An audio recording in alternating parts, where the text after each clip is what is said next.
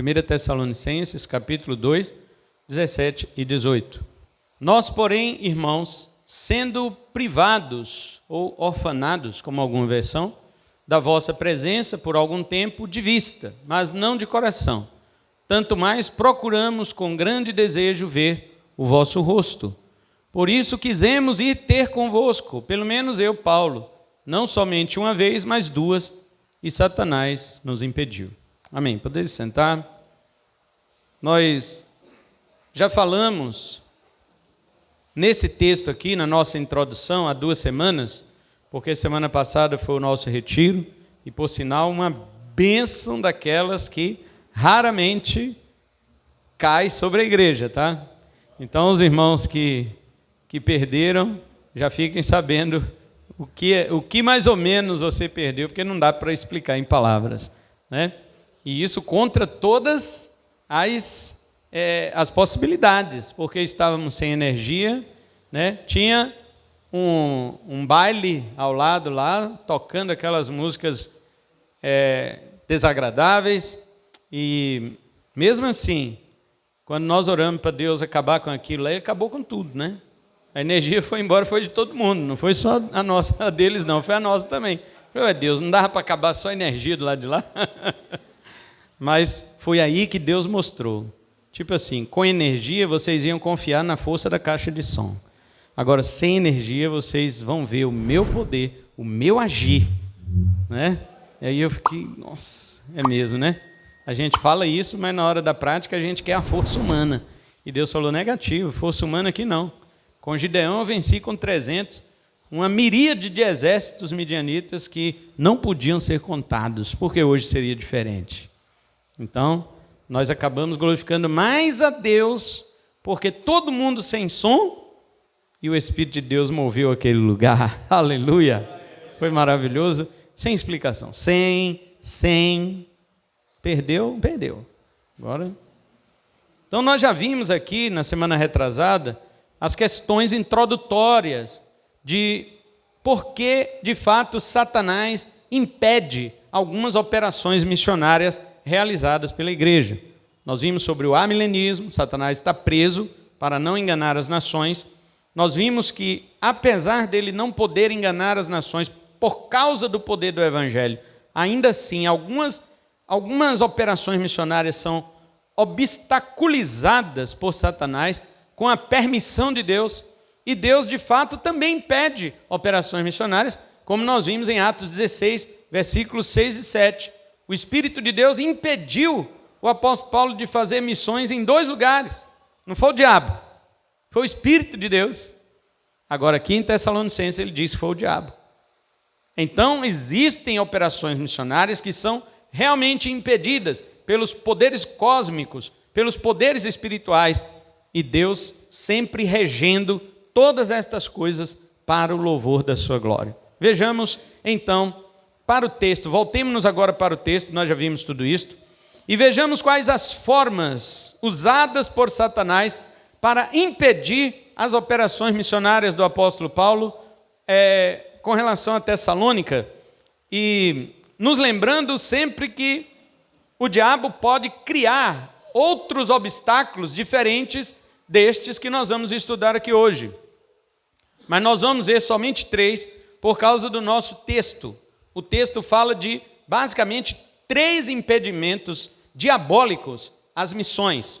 E eu quero retratá-lo aqui com a igreja, mostrá-lo para a igreja, para que a igreja vigie e ore sobre missões. Porque nós, muitas vezes, estamos completamente afastados. A nossa realidade do dia a dia nos afasta da nossa obrigação missionária. É ou não é?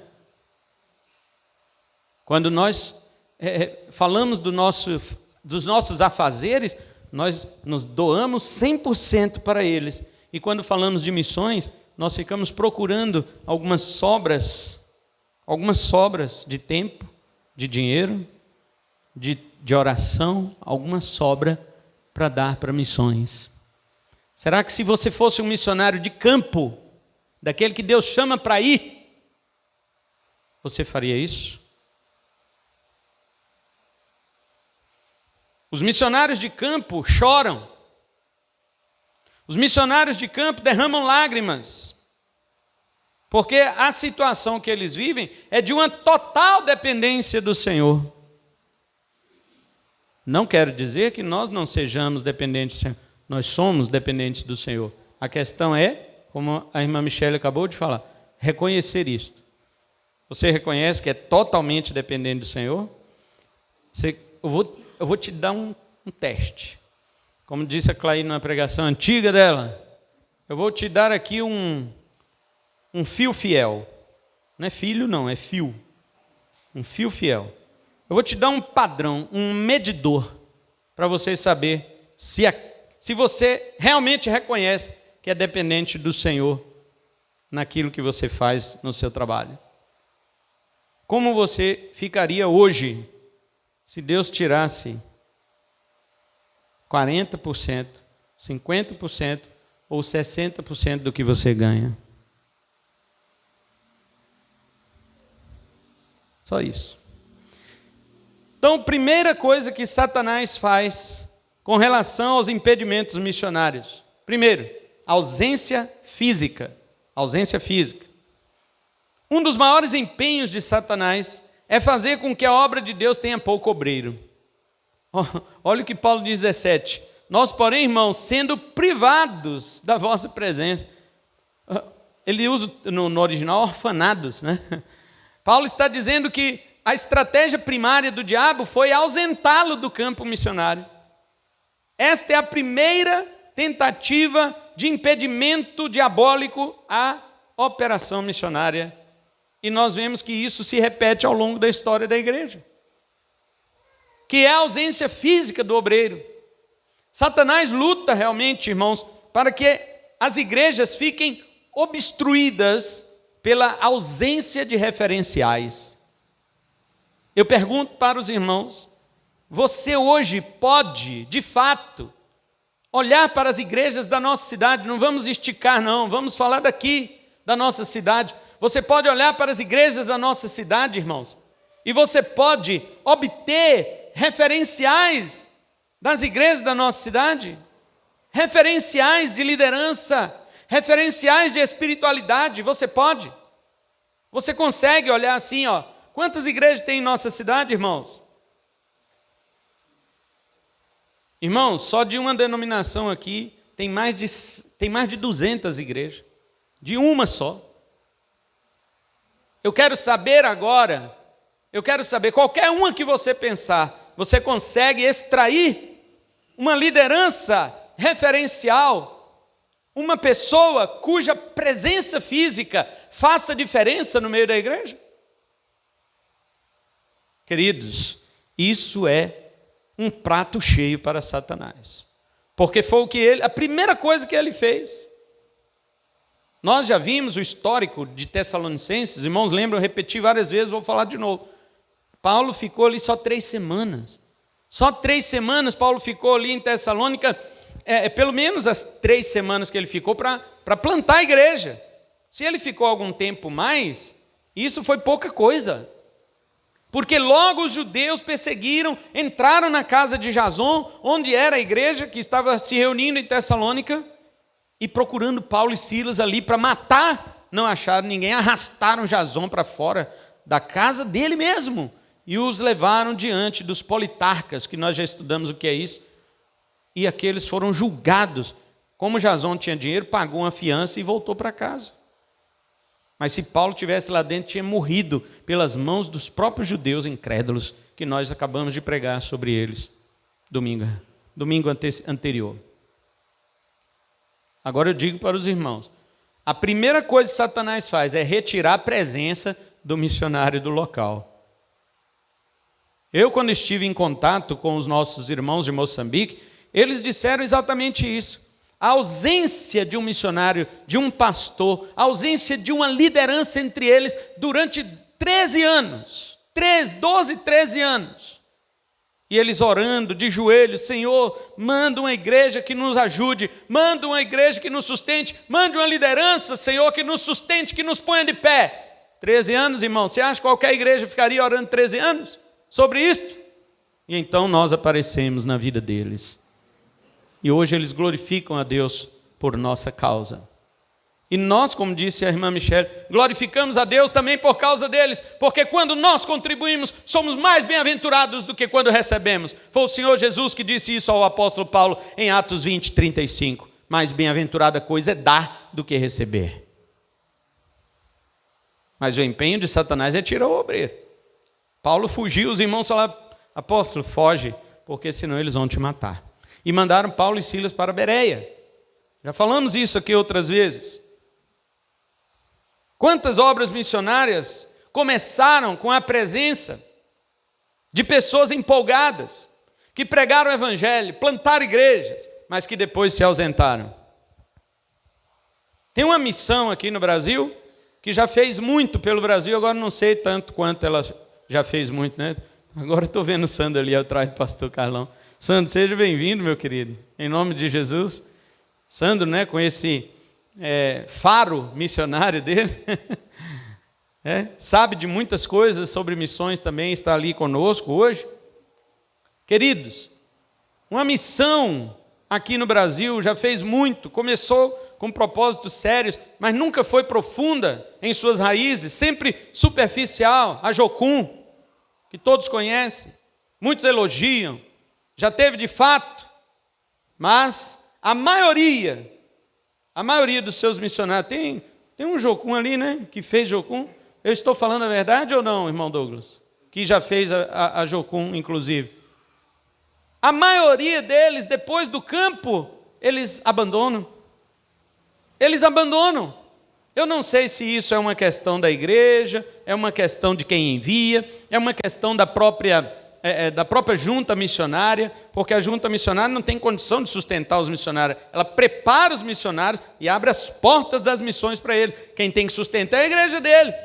É o que envia que tem que sustentar.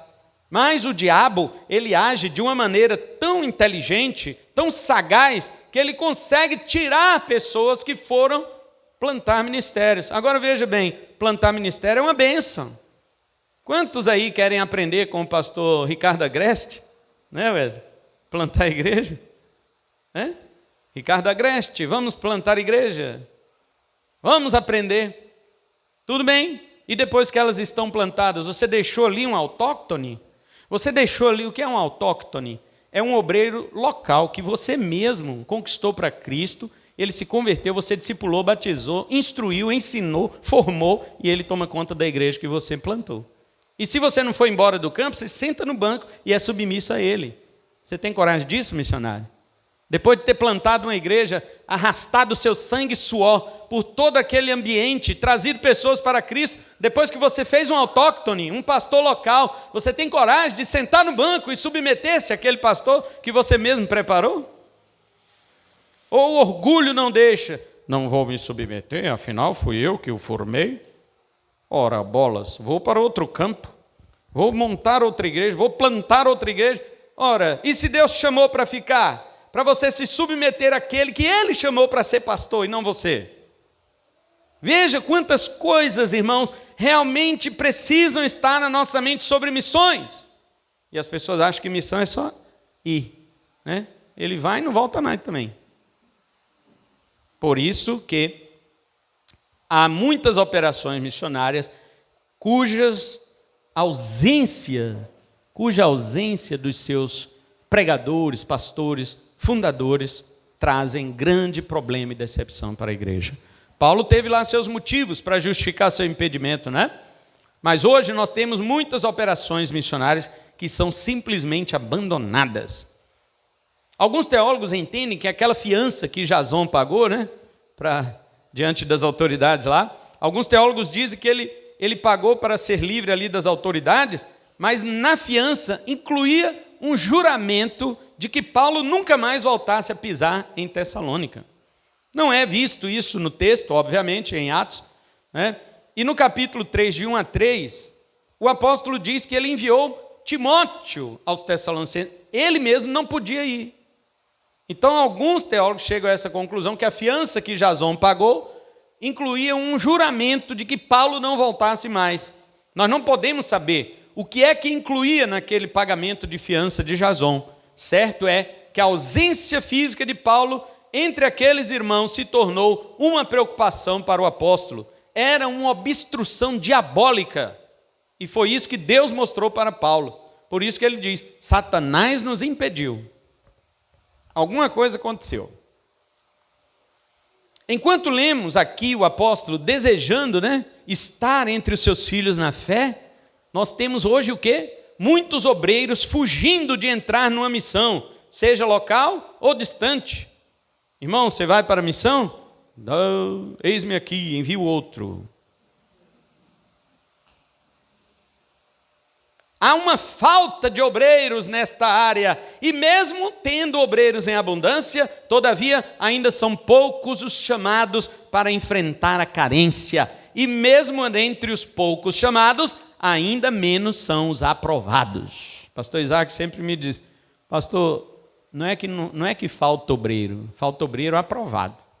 Obreiro tem, mas aprovado? E o que é que Paulo diz a Timóteo? Procura apresentar-te a Deus aprovado, como obreiro que não tem do que se envergonhar. A palavra "a" no grego quer dizer não. Provado é porque a prova acabou. Deus te provou e você passou. Por isso que significa aprovado. Quer dizer de novo. Reprovado tem que fazer outra prova. Então você foi reprovado, espera outra, meu amigo. Agora você foi aprovado, espera outra também, mas é diferente daquela, Porque Deus também nunca vai deixar de provar a gente, Mas naquela ali você ficou aprovado. Então o apóstolo Paulo estava tão desejoso de estar entre os irmãos tessalonicenses, que ele usou aqui no verso 17 a palavra orfanados. Tem uma versão aí, Acho que é atualizada, Versículo 17, fala: irmãos orfanados da vossa presença. Como nós já estudamos, volte lá no versículo 7, e você vai lembrar que eu preguei, que o apóstolo Paulo, no versículo 7, ele se compara com uma mãe que acaricia os seus próprios filhos. No versículos 11 e 12, ele se compara com um pai que consolava, exortava e admoestava os seus filhos. Agora, no versículo 17, ele se compara com um desfilhado, ou como aquele pai ou mãe que teve de fugir e abandonar os seus filhos, deixar os seus filhos para trás. E Paulo se coloca entre eles como um orfanado. Primeiro como mãe, segundo ele se compara como pai, e agora ele se compara como um filho, ou como um pai que ficou sem filho. Mas o apóstolo tinha uma esperança de vê-los novamente. Ele diz no grego assim: eu fiquei orfanado por tempo de hora, ou de 1 hora, está escrito lá, significando um breve tempo. De fato, quando Paulo foi a Éfeso, lá em Atos 19, os irmãos devem lembrar da história, quando Paulo esteve em Éfeso, em Atos 19, ele pregou o evangelho, de sorte, irmãos, que, olha, porque Éfeso, era também próximo ali daquela região da Macedônia, onde estava Tessalônica. Então, quando Paulo pregou em Éfeso, o que aconteceu lá? Aconteceu que muitas pessoas vinham convertidas a Cristo, trazendo seus livros de magia. Sabe, aqueles livros de São Cipriano, mas São Cipriano não existia ainda não. Mas eles vinham trazendo os livros de encantamento, de magia, e colocando na praça. Uma vez eu resolvi calcular o valor dos livros que eles queimaram na praça de Éfeso. Deu quase 3 milhões de reais, se fosse o caso hoje. Então, quando Demétrio, que era o ourives daquela cidade, que fabricava os nichos da deusa Diana, começou a perceber o evangelho invadindo Éfeso e trazendo vidas para Cristo e esvaziando o reino de Satanás naquele lugar, ele falou: meu Deus, e agora? Como que eu vou ganhar meus negócios? Ele chamou todos os fabricantes de ídolos e falou para eles assim: esse homem chamado Paulo que está aí na cidade, ele está arrebentando com o nosso negócio, porque nós vivemos disso, nós vivemos de vender ídolo para esse povo adorar. Você acha que eles acreditavam nos ídolos? Eles não, eles só faziam porque sabiam que o povo acreditava. Por isso que a Bíblia diz que o idólatra é um tolo. A Bíblia diz que o ídolo nada é, porque a palavra ídolo no hebraico ela tem a mesma forma da palavra vento, vazio, bolha de sabão. Por isso, quando a Bíblia diz o ídolo nada é, está dizendo isso. O ídolo é algo vazio, ele não é nada. E as pessoas... Lembra no devocional que eu mandei aí para você?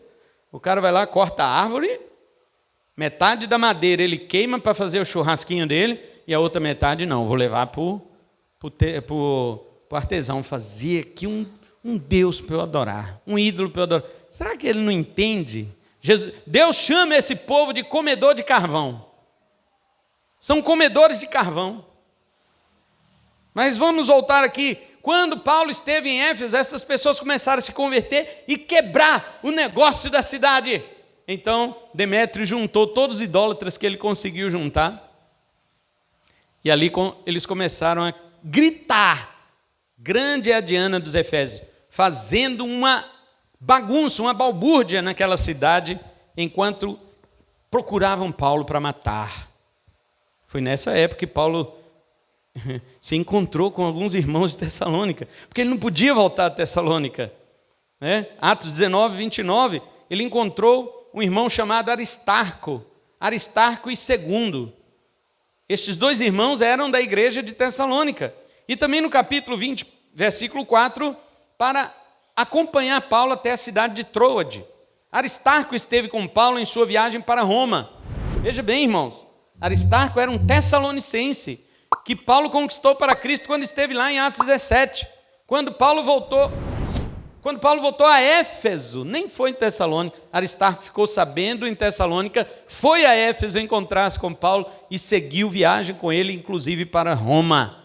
Este é um fiel companheiro da sua primeira prisão. Colossenses capítulo 4, versículo 10. Porém, Paulo diz que estava orfanado, ou seja, afastado dos irmãos de Tessalônica apenas em rosto. Essa é a expressão grega dele. Ele diz, em rosto eu estava afastado, mas não no coração. Olha que expressão maravilhosa. Como temos visto, muitos missionários ou líderes agem ao contrário. Eles estão presentes no corpo, eles estão presentes no rosto, mas estão ausentes do coração. Isso é uma tragédia para a igreja. Paulo estava ausente no rosto, mas presente no coração. E há líderes hoje presentes no rosto e ausentes do coração.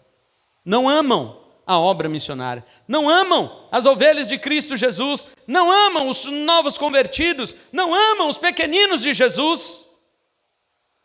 Então nós vemos que um dos obstáculos de Satanás em operações missionárias é ausentar, afastar, orfanar o obreiro do meio de convivência e de comunhão de que seus irmãos precisam dele. Porém, eu quero encerrar esta parte aqui, dizendo que os tessalonicenses... Presta atenção. Paulo não podia voltar lá, mas os tessalonicenses não foram derrotados por Satanás. Eles não foram, por este motivo, não. Como vimos desde o início, uma igreja de 3 semanas ou pouca coisa mais permaneceu firme, a despeito não só da ausência de Paulo, como também da presença incessante de perseguições. Satanás não estava só tirando Paulo dos Tessalonicenses, ele também estava levantando incrédulos para persegui-los. E os Tessalonicenses crentes fizeram o quê? Fecharam as portas da igreja? Não, meu amigo. Satanás pode nos perseguir e nos matar, nós vamos continuar como igreja fiel. Eles podem tirar Paulo do nosso meio, mas não podem tirar Jesus. E permaneceram fiéis, apesar desta primeira tentativa do diabo. Segunda tentativa do diabo, planos frustrados. Ele teve o plano frustrado dele na primeira. Mas aqui ele vai tentar frustrar os planos do missionário. Há muitas formas de frustrar um plano missionário. Não é que eu sou parceiro do diabo, mas eu sei que há muitas formas de frustrar um plano missionário. E o diabo sabe mais do que eu. Quantos ele já frustrou? E nós aqui fomos vítimas de uma frustração de planos missionários da parte do inimigo. Depois vamos falar sobre isso. Planos missionários podem ser frustrados. Primeiro, falta de obreiro. Segundo, falta de recurso. Porque tem igreja que não contribui para a missão, não. Há pessoas contribuindo aqui para a nossa missão, glória a Deus pela sua vida. Mas eu sei que há também pessoas que não contribuem.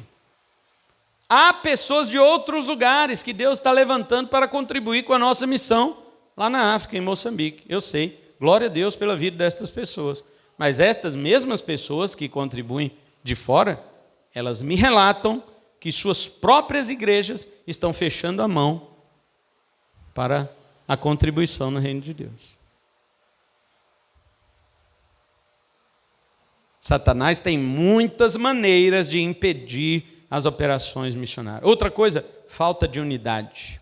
Você acha que o diabo não levantou uma falta de unidade em cima do próprio Paulo? Na volta da primeira viagem missionária que Paulo voltou com Barnabé, né? O evangelista Marcos tinha ido com eles até a Panfilha, mas da Panfilha ele voltou.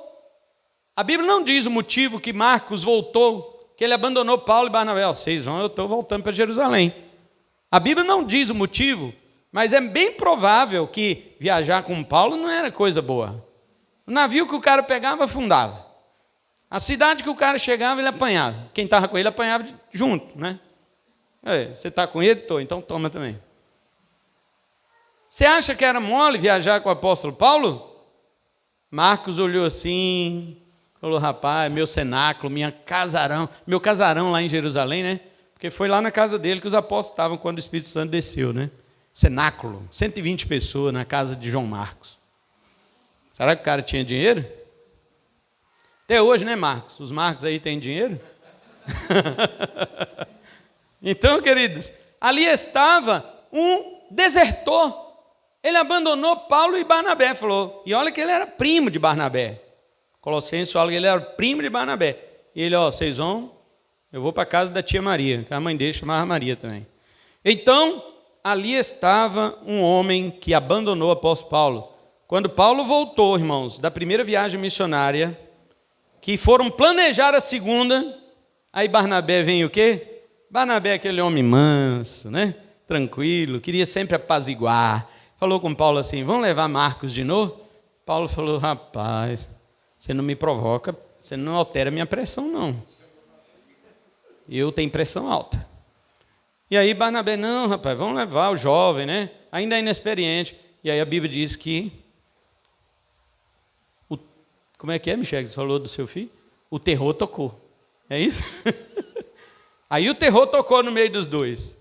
E Paulo e Barnabé entraram, diz a Bíblia, numa discussão tão grande, que eles se separaram um do outro. E no fim, Paulo falou, Barnabé, pega teu primo e leva para onde você quiser. Eu não vou, nem agora, não vou nem com você. E aí pegou Silas, chamou Silas, falou, vão comigo. Aí tem que ser cabra macho mesmo, né? Porque o Silas, ele não pode voltar atrás. Não é que nem Marcos, se foi só até metade do caminho. Se eu for com Paulo, vou ter que ir até o fim. E foi. Tanto que aqui, Paulo está escrevendo essa carta, lá em Corinto, né? Aos Tessalonicenses, mas está ele junto com Silas aqui, capítulo 1, verso 1. Paulo, Silvano e Timóteo. Silvano é Silas. Está aqui com o apóstolo Paulo. Pois bem, falta de unidade. Mas o que Deus fez com essa divisão de Paulo e Barnabé? O que Deus fez? Juntou Barnabé e Marcos e mandou para outras regiões, a região de Chipre, daquelas ilhas gregas, e pegou Paulo e Silas e mandou para outro local fazer uma nova missão. O que o diabo fez para desunir, Deus fez para multiplicar. Mas Satanás é fera em rachar, em dividir. Portanto, os planos frustrados, né? Porém, Paulo diz o seguinte, mais intensamente nos esforçamos por ver o vosso rosto em muito desejo. Algumas Bíblias traduziram em muita saudade. Paulo ficou desta forma orfanado no rosto, mas não no coração. Por isso ele aumentava os seus planos para visitar os irmãos tessalonicenses. Queridos, isso olha o que Paulo diz, né? Muito desejo, saudade. Tem alguma Bíblia aí que diz saudade? Ou seja, planos missionários não podem ser feitos com o coração frio. Você não pode ter um coração frio e com o seu coração frio planejar missões, não. As missões devem ser planejadas com corações ardentes, desejosos de ver o progresso do reino de Deus. Se Satanás conseguiu bloquear Paulo com um coração fervoroso, imagine nós, que muitas vezes fazemos planos sem fervor nenhum.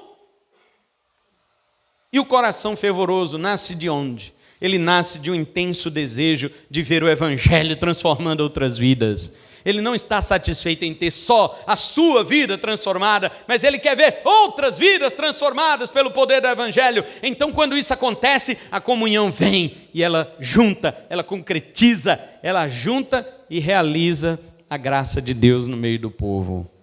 Paulo poderia ter saído de Tessalônica em paz, né? Tempo de estadia suficiente, igual ele ficou. Sabe quanto tempo Paulo ficou em Éfeso, irmãos? Se em Tessalônica ele ficou 3 semanas, em Éfeso ele ficou 3 anos. Tranquilo. Os judeus, lógico, né? Nunca quiseram Paulo na sinagoga deles. Expulsaram Paulo de lá. O que Paulo fez em Éfeso? Pegou os crentes efésios, levou para a casa de um irmão, para a escola de um homem chamado Tirano. Levou para a escola de um homem que alugou a escola para eles. E Paulo, lá na escola, fez uma igreja. Em Éfeso, ficou 3 anos. A Bíblia diz que todas as pessoas da Ásia vieram aprender o evangelho com Paulo lá em Éfeso, que era uma grande cidade. Mas em Tessalônica ele não teve essa sorte. Em Tessalônica ele saiu às pressas, não teve o gozo de desfrutar de mais tempo com seus novos irmãos na fé que ele trouxera para Cristo por meio do evangelho. Mas o fervor não saiu do coração de Paulo, só aumentou. A preocupação dele com o estado da firmeza da igreja levou ele a enviar Timóteo para saber as condições espirituais da igreja. Ele mesmo não pôde ir, mas as notícias que Timóteo trouxe deram alegria ao coração desse apóstolo. Eis aqui mais uma derrota de Satanás. Ele impediu Paulo, mas não impediu Timóteo de ir a Tessalônica, o qual trouxe as notícias. Apóstolo, a igreja que você fundou, a igreja que você plantou em Tessalônica, ela continua viva, ela continua cheia do amor, cheia da graça, cheia da esperança e cheia de fé. Aleluia! E Paulo muito se alegrou com aquela notícia. E eu tenho uma pergunta para nós. Quais os planos missionários que nós temos em mente? Tem crente que fala assim: graças a Deus que Satanás não frustrou nenhum plano missionário meu. Mas é porque ele não tem nenhum. Não é porque, na realidade, Satanás não ia frustrar. É porque ele não tem. Pastor, nenhum plano meu Satanás frustrou. E qual que era o seu plano, irmão? Não tem não, pastor. No dia que eu tiver, né? Há irmãos que nunca contribuíram o mínimo possível para as missões. Não é só dinheiro, irmãos. Tem um ditado entre os missionários, né? Todo mundo já conhece. Missões se fazem com os pés de quem vão, as mãos de quem contribui e o joelho de quem ora. E de fato há muitas pessoas que não podem contribuir nem ir, mas podem orar. E a minha pergunta: temos orado mesmo? Será que Satanás está frustrando algum plano ou ele está tranquilo, visto que nós não temos mesmo um plano para ele frustrar? Eu acho que Satanás está frustrado, porque ele queria um plano para frustrar e ele não encontra, né? Está igual as pessoas que sempre protestam e quando não tem nada para protestar, ele levanta a plaquinha: queremos algo para protestar, queremos algo para protestar. Satanás está assim, frustrado, em cima de uma pedra, na quarta-feira de cinza, meia-noite, chupando manga verde e chorando. O que foi, diabo? Então, os crentes não têm mais plano missionário para eu frustrar. Estou frustrado. Será isso, irmãos? Pois bem, acenda o desejo do teu coração como Paulo. O que eu posso fazer pelas missões? Em terceiro lugar, outra forma e última que vamos ver agora, que o diabo tentou. Viagens adiadas. Viagens adiadas. Primeiro, ele tira o obreiro do campo. Segundo, ele frustra os planos missionários. E terceiro, ele tenta adiar as viagens. Olha o que Paulo diz aqui no verso 18. Por isto quisemos ir ter convosco, pelo menos eu, Paulo, não somente uma vez, mas duas. E Satanás nos impediu. Viagens adiadas. Como já pregamos uma vez sobre o espinho na carne do apóstolo, quem quiser, pode procurar ali no nosso canal, tem uma pregação. Só você digitar no YouTube, PR Cleilson, espinho na carne de Paulo. E você vai assistir aquela pregação para você. Tem crente que mais quer saber o que é o espinho na carne do que se alimentar com a doutrina que vem daquilo, né? Ele só quer matar a curiosidade. O espinho era isso? Então tá bom, você não precisa ouvir mais nada não.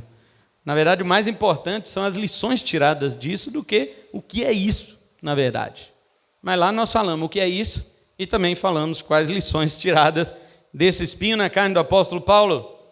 Nós vemos também Satanás perseguindo aqui o servo de Cristo através de judeus rebeldes, de tal modo que o fizeram sair de lá sob ameaça de morte. Nós já falamos isso. Esses mensageiros de Satanás, diz a Bíblia, eles bofeteavam Paulo e eles estavam por toda parte. Onde Paulo ia, o próprio Paulo deu um testemunho, né? Diante dos presbíteros de Éfeso, ele falou assim: olha gente, uma coisa eu sei, que o Espírito de Deus me revela, que de cidade em cidade eu serei atropelado pelos inimigos da cruz de Cristo. Isso aí o Espírito já me revelou, porque chegou um profetão lá, né, bonitão, chamado Ágabo, e aí todo mundo orando com Paulo, querendo, né? Paulo, não vá embora e tal. Chegou o profeta lá. Isto diz o Espírito Santo. Aí arrancou o cinto de Paulo, e amarrou as mãos de Paulo e falou: assim farão os judeus, amarrarão Paulo e o entregarão nas mãos dos gentios. A igreja entrou em polvorosa. Não, Paulo, não vá para Jerusalém.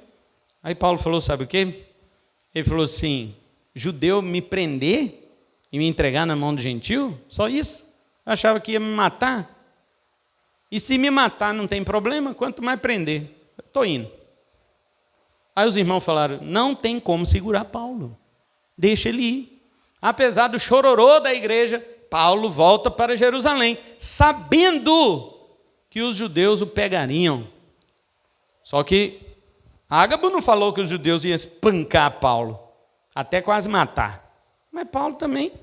Ele falou: irmãos, uma coisa eu já sei desde que eu converti. O Espírito Santo me revela que de cidade em cidade eu serei atropelado por causa da mensagem da cruz. E minha vida não é o quê? Preciosa. Para mim, minha vida não é preciosa, não. Os irmãos, veio a Covid, a vida de todo mundo virou um ouro. Virou um ouro, era todo mundo enfurnado dentro de casa, era uma coisa que misericórdia. Ué, a vida é preciosa? É. Quanto tempo você vai conseguir segurar a sua vida aqui? Me responda isso. Quanto? Sabe o que Jesus falou, Mateus 6:27? Por mais que você esteja ansioso, você não consegue segurar 45 centímetros do curso de sua vida. Sabe que 45 centímetros é um passo mediano. Não do Wesley é 2 metros. Mas um passo mediano é 45 centímetros. Jesus está falando, você não consegue dar um passo a mais para a sua vida quando Deus fecha a última página. E aí? Você vai acrescentar mais? Senhor, tem um pós-scripto. Você vai colocar um pós-scripto? Não dá. Então Paulo falou, sabe logo o quê? A minha vida não é preciosa, contanto que o quê? Eu faça aquilo que o Senhor me ordenou a fazer. Se eu fizer o que Deus me ordenou, da minha vida Ele cuida, meu amigo.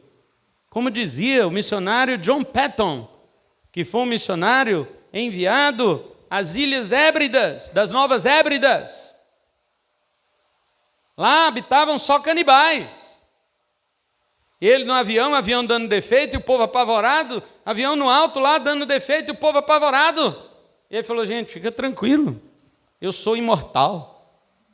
Até que Deus tenha concluído toda a obra missionária que Ele tem através de mim, eu não morro. Como dizia meu amigo, eu sou imorrível. Já contei isso, né? um presbítero da igreja de John Patton perguntou para ele: você não tem medo de ser devorado pelos canibais? Ele falou: mas você também vai ser devorado pelos vermes quando você for enterrado? Eu, pelo menos, estou fazendo a obra de Deus. O canibal ou verme vai devorar igualzinho. Isso é não ter a sua vida por preciosa.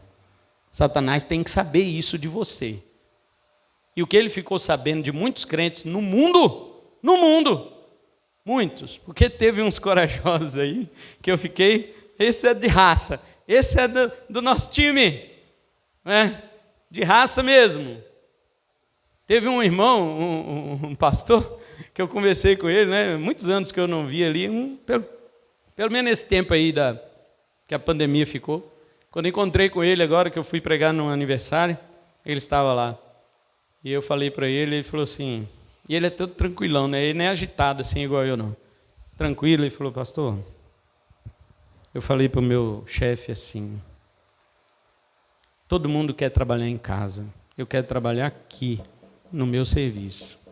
Não tire a minha dignidade de ser homem, de trabalhar, encarar o risco de morrer por causa da minha família. Não me ponha com os frouxos.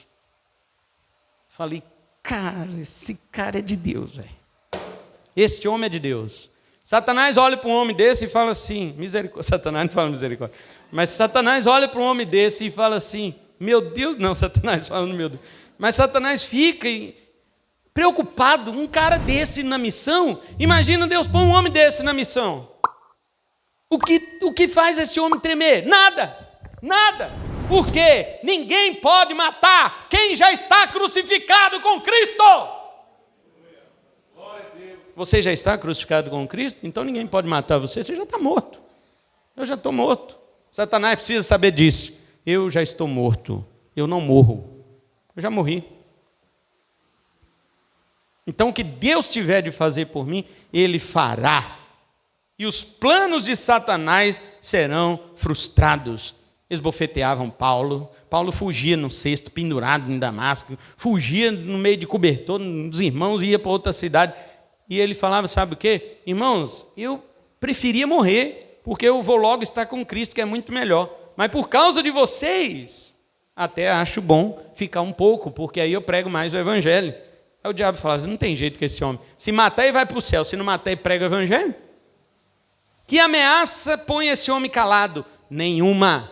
Mas o inimigo fez, nesses 2 anos, muitos crentes se calarem, se acovardarem, por causa de uma situação sanitária.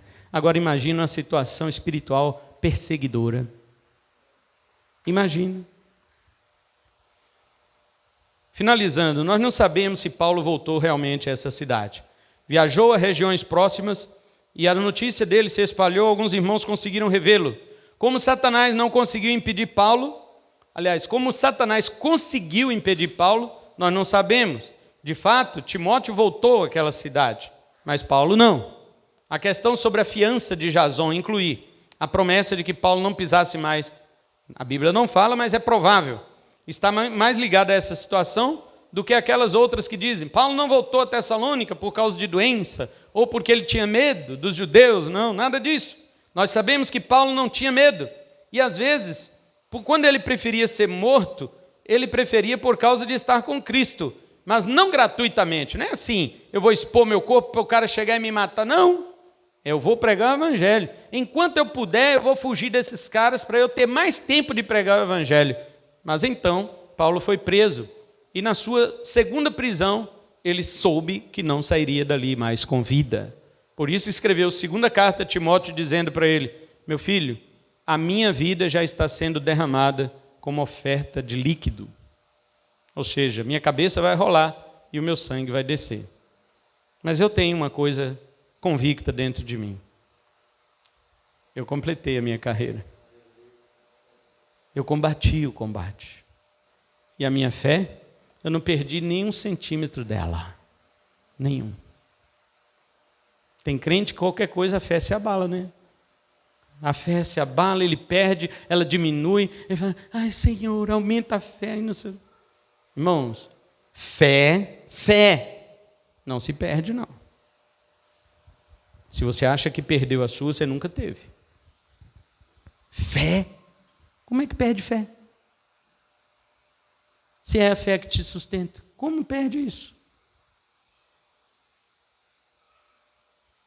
Você pode ficar apavorado algum momento, mas quando você pensa, Cristo, minha rocha, meu escudo, minha fortaleza, minha confiança, acabou. O recado para Satanás é este. Olha aqui, diabo dos infernos. A minha fé é inabalável.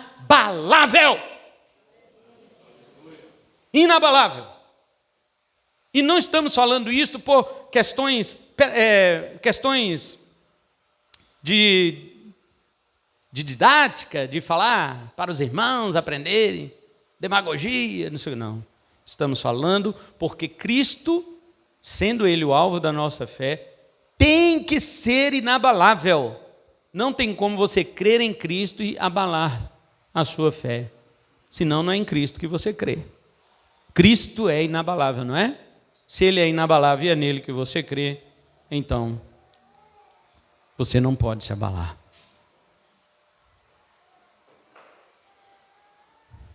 Paulo escreve uma coisa interessante aos Coríntios, 2 Coríntios 2,11. Não podemos ignorar os ardis de Satanás. A palavra grega para ardis é pensamento, os propósitos, os desígnios de Satanás. E aqui está uma qualidade cristã, discernimento. Há crentes precipitados que ignoram os intentos do maligno. Realmente vão se dar mal, porque o diabo não é menino. O diabo não é criança, não. Aquele endemoniado que fez aquela música estava certo. Eu nasci há 10.000 anos atrás. Ele estava certo. O diabo foi criado mais ou menos nesse período aí. E ele viu tudo. Ele acompanhou toda a trajetória da humanidade. Ele não é menino. Tem crente que acha que o diabo é menino. O diabo não é menino. Assim como ele pode frustrar os planos missionários, também pode frustrar viagens. Olha a nossa ida para Moçambique. Estava toda certa. Fui lá com o presbítero Marcos, ali na Polícia Federal, tirei meu passaporte, o pastor Isaac tirou o passaporte. Nós estávamos prontos já para ir, com contribuições dos irmãos, mesmo que ainda não tivesse a quantia necessária, mas nós vamos, combina com a Aline, que olha lá para nós a viagem, e tudo certo. Quando estávamos com o passaporte na mão, para ir pegar o visto, pandemia, o mundo inteiro foi assolado por essa trágica notícia. Viagens adiadas. É um impedimento de Satanás. Essas coisas acabam sendo canceladas, não só, e só são aprovadas caso você se sujeite ao passaporte sanitário, que de sanitário nada tem. Essa é uma realidade, irmãos. Então, 3 maneiras que Satanás impediu Paulo: defasando o contingente de obreiro, frustrando os planos e impedindo as viagens. Como a obra de Deus é poderosa, embora Deus use homens fracos, ele sempre prevalecerá. Eu acho que Deus não destruiu o diabo lá no Éden por causa disso, né? Deus falou assim: eu vou usar sempre homens mais fracos que o diabo para derrotá-lo. E sempre humilhando o diabo, como diz o povo, não cansa de passar vergonha. E o diabo pode colocar todos os seus obstáculos sobre as operações missionárias, mas elas não terão êxito permanente. Deus faz isso para humilhar o diabo, provar os seus missionários e salvar os seus eleitos. Aleluia! E nós, como missionários, devemos crer que os impedimentos de Satanás e o caminho aberto, para Deus é a mesma coisa. Qual a diferença para Deus se Satanás está impedindo ou se não está? Deus tem algum problema quando Satanás impede um missionário? Deus tem algum problema com isso? Deus olha e fala assim: ai meu Deus, Deus falando, né? Ai meu Deus, e agora? Satanás impediu o meu servo de ir proclamar o meu evangelho, e agora? Deus vai consultar quem? Quem que Deus vai consultar? Você acha que Deus está preocupado quando o diabo frustra o plano missionário de Paulo? Mas Paulo, Deus falando, né? Paulo é o cara. Deus acha alguém o cara? Deus fica preocupado com os planos de Satanás? Queridos, para Deus, Satanás impedir uma obra missionária, ou Satanás liberar uma obra missionária, para Deus é a mesma coisa, porque no fim das contas, é Deus que está impedindo, e é Deus que está liberando, porque nada acontece fora do domínio de Deus. Você crê na soberania de Deus? Então creia na sabedoria de Deus. Deus não é só o dominador, Ele sabe dominar. Dominadores, o mundo já teve muitos, mas eles não souberam dominar. Eles eram tiranos, eles eram soberanos, mas não eram sábios. Deus tem soberania e sabedoria. Então, quando o diabo frustrar algum plano missionário seu, fica tranquilo. Fala para ele assim: Satanás, não tenho a minha vida por preciosa. Porque o mesmo Deus que disse para Satanás, vai lá impedir uma obra missionária minha, é o mesmo Deus que pega o diabo pela garganta e faz com ele volte e não impeça mais. E a obra de Deus será realizada para o louvor da sua glória. Que nós possamos glorificar a Deus. Que nós possamos reconhecer a Deus. Discernir o diabo também. Mas isso não nos deve trazer tristeza. Isso não nos deve trazer fraqueza. Você pode ter reações emocionais, mas os seus pés não devem se demover do lugar onde eles estão. Crente, você foi chamado para sofrer, rapaz. E Deus exige que seu pé não arrede do lugar. Ou você está pensando que a vida cristã é um parque de diversões? Agora eu vou na roda gigante. Não. A vida cristã é de sofrimento, perseguições, mas Deus exige de você, não arrede seu pé do lugar. Está pronto para ser um cristão, um missionário? Está pronto para manter a sua confiança em Deus? Está pronto para dizer, minha vida não é preciosa. O que é precioso é o reino de Deus. Se Deus quiser usar meu sangue para estender o reino dele, aqui está. Se Deus quiser derramar minha vida para estender o reino dele, aqui está. Somos capazes de dizer isto? Paulo falou. Paulo disse. Que Deus nos dê sua graça, em nome de Jesus. Vamos colocar em pé e orar ao Senhor.